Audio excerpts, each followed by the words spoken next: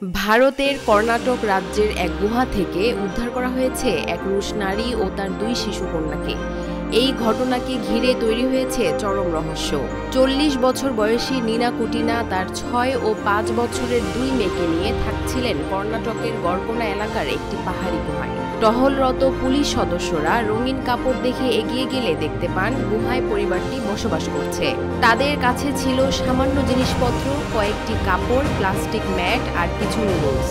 চমকে দেওয়ার মতো ব্যাপার হলো তাদের কাছে কোনো বৈধ কাগজপত্র নেই। বর্তমানে তাদেরকে বেঙ্গালুরুর একটি বিদেশি আটক কেন্দ্রে রাখা হয়েছে।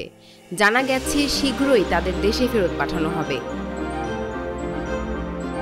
নীনা জানিয়েছেন তিনি 15 বছর রাশিয়ায় ছিলেন না। ঘুরেছেন কোস্টারিকা, নেপাল, থাইল্যান্ড, মালয়েশিয়া সহ অন্তত 20টি দেশে। ভারতে এসেছিলেন 2016 সালে, কিন্তু ভিসা নবায়ন করতে পারেননি। ছেলের মৃত্যুর পর মানসিকভাবে ভেঙে পড়ায় তিনি জঙ্গলে আশ্রয় নেন। তিনি বলেন, গুহায় তারা ভালোই ছিলেন।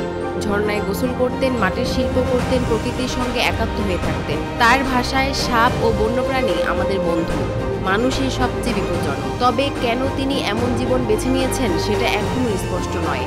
পুলিশ জানিয়েছে কুটিনার অতীত ও ভ্রমণের ইতিহাস খতিয়ে দেখা হচ্ছে। এই ঘটনা যেন বাস্তবের মাঝেও লুকিয়ে থাকা এক সিনেমার গল্প।